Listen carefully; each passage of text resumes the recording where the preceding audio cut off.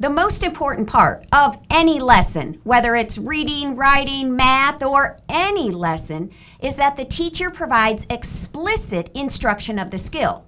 We all throw around that term explicit instruction in our PDs and PLCs, but what really makes a lesson explicit or not? When we introduce a new skill and show students models, exemplars, examples, then we are showing them what a good one looks like. But showing models isn't teaching, and it's definitely not explicit. All we're doing is providing kids a couple isolated examples, which doesn't mean they can automatically just do the skill. Consequently, many of us then go into a mode of demonstration. We say, let me show you. And we stand in front of the kids and do one while they watch. Both of these examples of models, showing a model the noun, and demonstrating a model the verb, are essential in strong instruction, but they are not what make a lesson explicit. We need to make sure we teach students how to do, what to do, when to do it, where to do it, why we do it. All of these thoughts are the explicit nature of instruction. If we really want to teach ourselves out of a job, meaning the kids can independently execute the skill we're trying to teach, then we must share our journey of thinking. An explicit lesson includes a teacher-only, one-person monologue. It's where you caption every thought you have while you're demonstrating the skill. You talk to yourself out loud. You pause, you interrupt yourself, you question, you make decisions. You are, from beginning to end, going to demonstrate a skill and share every individual thought you had along the way.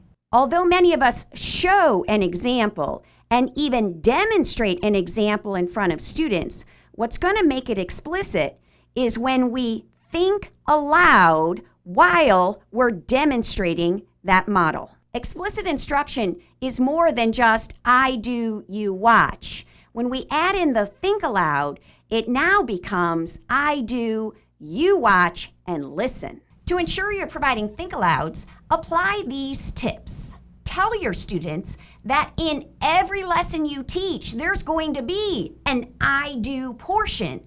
This means I'm going to do the work. I want you just to watch and listen. In other words, don't raise your hands. In fact, if during the I do, kids have their hands up and they're trying to answer your rhetorical questions, then just look at them and say, put your hand down. This is my show. Here's why. I'm not doing the think aloud for the 3 or 4 kids who already know how to do it. I'm doing it for the other 24 who have no idea how to execute this skill. Another way to reinforce that this is a one-person monologue, that this is my show, is don't actually make eye contact with the students when you're demonstrating and thinking aloud. Rather, look up, look to the side, look beyond, look through the students, but don't actually look directly at them. Avoid looking at the students and avoid talking to them directly. In other words, all your think alouds should be first person. I, me, my. Those are the statements we should be using. Rather than questioning, what could you do next? Better would be, what could I do next? Another tip is to plan your I, me, or my statements ahead of time. In other words, don't plan to wing a think aloud in the middle of a mini lesson. The skill that you're trying to teach is so automatic to you. It's ingrained. You know how to do it and don't even know how you know how. You have to stop, pre-plan, and write out your I statements. When planning these I, me, or my statements, fall back on a common set of sentence starters. Using I'm wondering, or maybe this has me thinking that, I see and think, so I'm going to, what if these cards guide you to share the journey of your thinking?